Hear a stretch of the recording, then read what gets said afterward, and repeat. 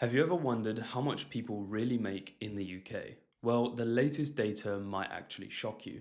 Most people think that it is much higher or much lower than it really is. So in this video, I'll be breaking down the real numbers of how much people really take home in the UK, how much they take home by age group, the best salary locations, and the highest and lowest paid sectors. If you're new here, hi, I'm George. I'm a data analyst at a top Fortune 500 company, and I've been investing for almost 5 years now. I try to simplify finance and put it onto YouTube. This video isn't financial advice and it's just me sharing the data. So firstly, I need to make a few things clear before we delve into the data.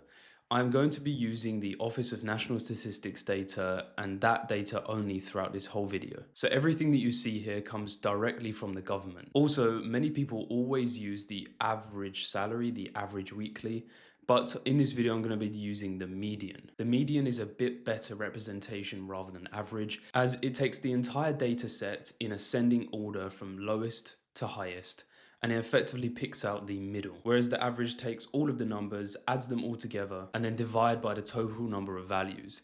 And I think that the average can massively skew on both the higher end of earners and also the really, really lower end of earners. So for every number you see in today's video will be the median. And on top of that, all of the numbers are pre-tax and national insurance. So let's jump on to the first point of what the latest data actually shows. So for the entirety of the UK, the median weekly earnings is £776.60 per week. With this number, we can see that the median annual earnings is roughly around £39,000, depending on how much holiday or time off somebody might take. But give or take 38.5 to 39.5. Now, if we compare this to the average annual salary, in which that many people like to compare, is that it says the average in the UK is £44,720. So it is just about £5,000 more than the median. And this is because both the bottom and the top of the scale massively skews the number. At the same time, I am not saying that the median is a perfect number to go off.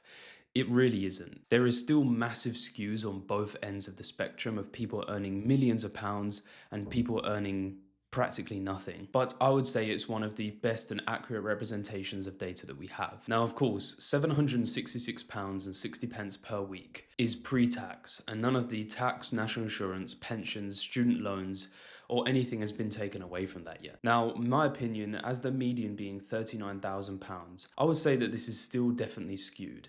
And I wouldn't say necessarily skewed by the massive high earners on one end of the spectrum or the other. I would say that this is more skewed due to location. And we'll get onto where the highest and lowest earners live in the UK just a little bit later on in the video. Not only this, but I would say that this number can be skewed by people who are working part-time, people who are working just on 0-hour contracts. This isn't really an accurate representation of everyone in the whole country, just because everyone's financial situation is different.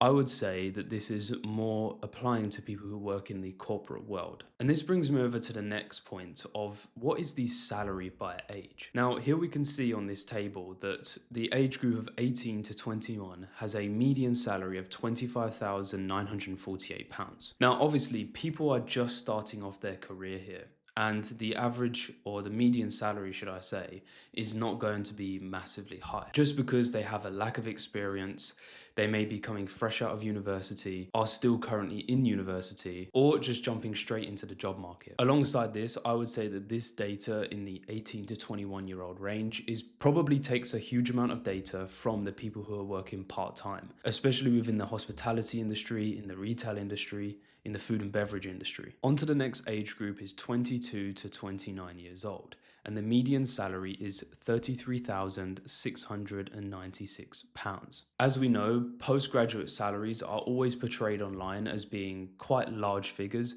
but that is mostly for London. For the reality of most postgraduate jobs, they're probably going to be sitting around this type of salary or even lower, especially outside of London. The next age group is 30 to 39, and I can see that the median salary is £41,860. Now, of course, around this age, you've probably settled somewhat into your career.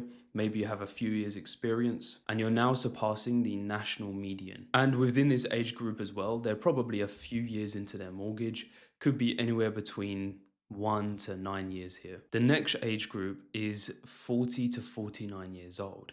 And this is actually where it peaks. And it peaks at £45,240. This age group is going to be earning the most out of any age group in the entirety of the UK. This is probably because they've been able to maximize their investments. They're probably high up on the career ladder, somewhat coming up to maybe 5 to 10 years away from paying off their mortgage. And even at this age, their children could be potentially just finishing university or starting university and moving out. So they have much more money than to themselves. Of course, everyone's experience may differ, but that's what I imagine it being at 40 to 49 years old. Then we jump on to the next age group of 50 to 59.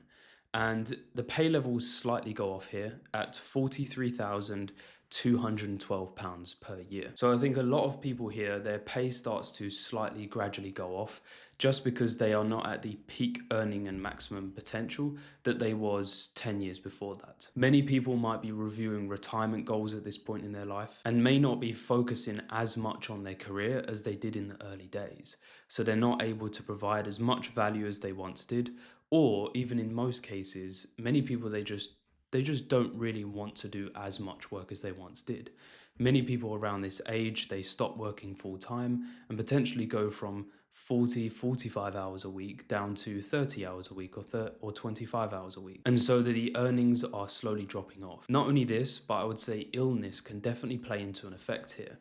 Many people do get ill around this type of age, and sometimes they might have to just completely ditch work as it is and may have to continue living off their savings and potentially off of welfare. And then going on to the last age group, we can see 60 plus.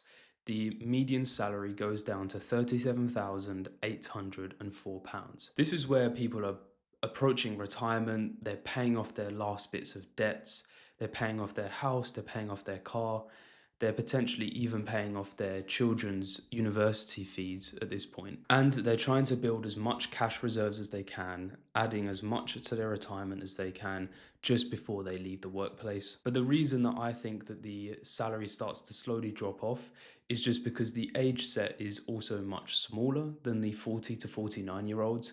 But again, many people get sick.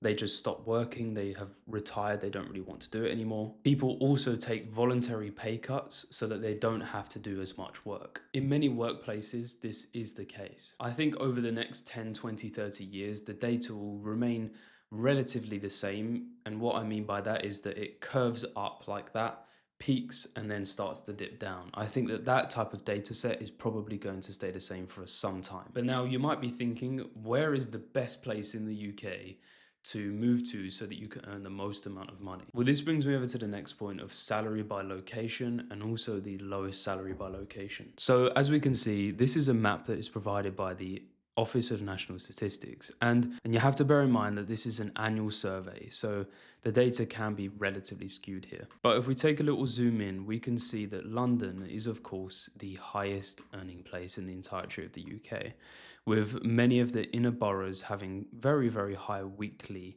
salaries. So the number in the top left is the weekly salaries, not the annual. So the highest earning UK area is, of course, London, but more specifically, the most highest earning UK area is the City of London at £1,140 per week. Again, this is the median, not the average. The second highest earning place is, of course, still in London, and it is in the borough of Tower Hamlets with a weekly salary of £1,054. Now, I have to say here that Tower Hamlets is a really, really large borough and contains some very wealthy and also very poor areas. And I would say that this number is being massively skewed by Canary Wharf, as Canary Wharf and the City of London are the two highest earning places in the entire UK. So with Canary Wharf pushing it up, Tower Hamlets is number 2. And then coming in third place is Westminster at £906 per week. Westminster has plenty of offices, home to many, many politicians that live and work there,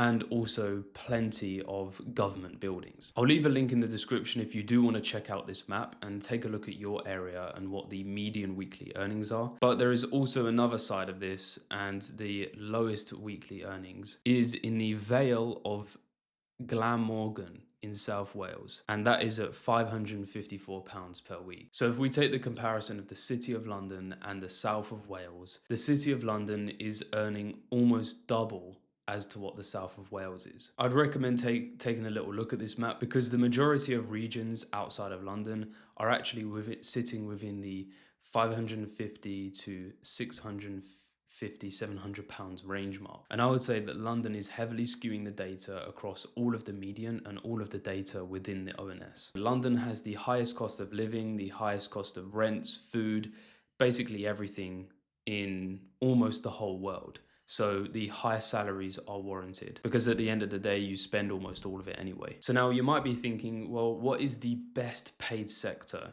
in the UK? What is one of the sectors that I should potentially maybe upskill, reskill, or trying to learn a new skill and try and get into that sector to get the highest amount of money? Well, of course, the number one paying sector by far is always the finance and insurance sector. It has the highest concentration of high earning employees, with over 52% of all employees earning a very high salary. It has been this way for many, many decades, just because London and the Southeast produces some of the best financial services almost on the whole planet, only being outranked by New York. And at the same time, you can get insurance for practically anything. Coming in at number 2 is the technology sector.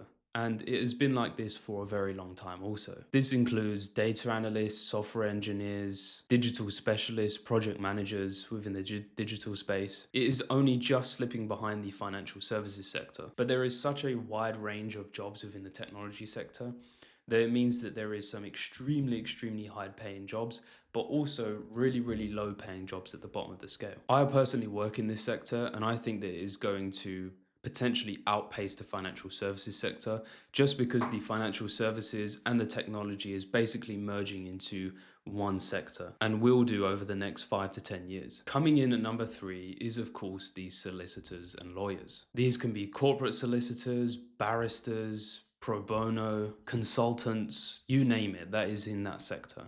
And of course, they are also very highly paid and often billed by the hour. Now, interestingly, coming in at number 4 is the mining and quarrying sector. And this has actually been slowly creeping up the list for many years. Now, in the UK, we don't really do too much mining anymore. There is, of course, some stuff that is going on with coal and iron, gold, whatever it may be. But in general, it is not one of the biggest sectors anymore. However, the reason for the high pay here is driven by the highly skilled technicians. There is tons of technical roles and also high risk roles with trying to mine resources out of the ground, whether that be oil, coal, diamonds, gold, all of the rare earth metals. The machinery that is used to do that, it is not done by shovel and spade.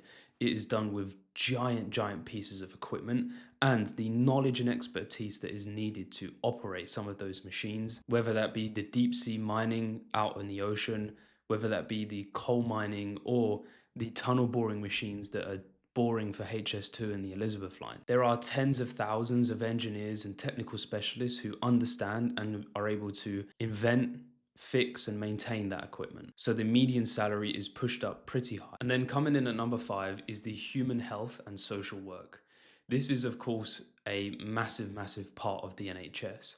Because the NHS is one of the largest employers in the UK, this data is going to be heavily pushed up there. There are so many aspects of the NHS, social work and human health, whether that be doctors, nurses, dentists, mental health workers, childcare, and less bodily abled care. The median salary is slightly lower just because it is skewed by the NHS, and this is just due to it being a government service, so they can't pay as much and as high as some of the tech and financial services. However, I will say in this field that consultants working for private companies, consulting for the government, will probably be pushing this median pretty high up and will be more within the bracket of the consultants and the lawyers. But of course, with every high paid sector, there is also a low paid sector. And some of the most lowest paid in the UK is the hospitality and retail sector. Now, I'm talking all things accommodation, hotels, food, restaurants, coffee, everything within those retail sectors. Of course, many people working on minimum wage will be working within this retail and hospitality sector.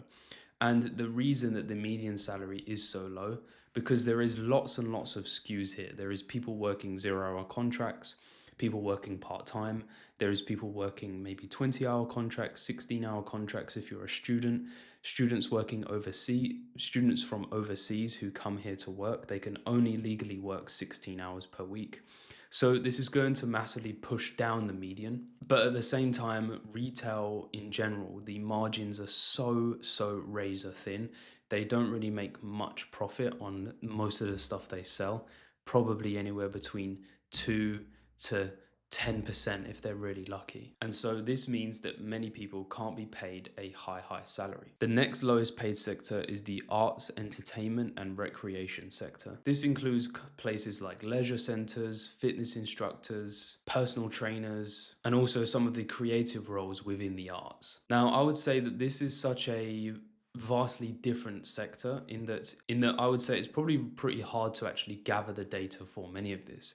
As within the arts world, if you're creating a painting or creating a piece of digital art or doing some freelancing, you may be doing this on a one-off payment, and each of the payments that you get are one-off rather than a regular salary that comes in per month. But unfortunately, the median salary is one of the lowest in the country. Now that you've heard all of this data, let me know down in the comments if you think that this data is actually really even that accurate from your own personal point of view. I personally think that the median salary are speaking to many people in different sectors, different parts of the country. I believe that £39,000 per year in the median salary is definitely pushed up a little too far, I believe. I think that the median salary in general, taking into account, so many different factors, I believe should be pushed slightly more down. And that's what I believe that the more accurate representation of the UK is. And this brings me over to the next point of what a comfortable salary actually looks like. Well, for everybody, it's different. I would say that it is impacted hugely by the region in which you live in the UK. If you are earning the median salary of £39,000 in the UK and you're living somewhere in the south of Wales or up north, then you're probably going to have much more breathing room and be able to save a lot more money than you would be able to living and working in zone 1 or 2. I'm not going to break down somebody's salary and tell you how much they're going to be spending because it is different for everybody else. But definitely here in London, the rent is a huge skew that basically just drains a lot of people's money anyway. Alongside this, I would say living alone can either make things really difficult or really hard. And I want to make the point as well that with the working from home being such a massive thing still, although many people are going back into the office, I think that people who are working from home are able to save a lot more than they would do when they're going to the office much more often, because they have transport costs, they have these little one-off costs buying snacks, you have to buy yourself lunch every day. Now, of course, you can go ahead and make it yourself and bring it into the office, but it's only a very small percentage of people that do that. And by the end of the day, from when you're leaving your door to go to the office or go to work, after you've paid for lunch, transport, couple snacks, maybe you've gone out for drinks after work, maybe you're getting yourself a nice dinner with a friend or your loved one. By the time you reach back home, you could have spent easily 30, 40, 50 quid just in London alone. But lastly, my final thought is that comparison is the thief of joy. Please don't watch this video and think that you are doing so much worse off or so much better off than you are to your peers. The best piece of advice I think that I could give you is to focus on yourself and just try and focus on being the best version of yourself, not necessarily hitting these goals and expectations, trying to fit and match yourself within the data. Because at the end of the day, in order for this data to even exist, everybody has to earn a lower salary at some point in their life and then be on a higher salary at another point in their life. Not everyone can earn the same because that's just not how life works. But if you did really like that video, please make sure to hit the subscribe button and leave a like. Also, comment down below, do you think that you are above or below average this number? YouTube recommends that you watch this video here, so go ahead and give it a watch. Thanks, and I'll catch you in the next one.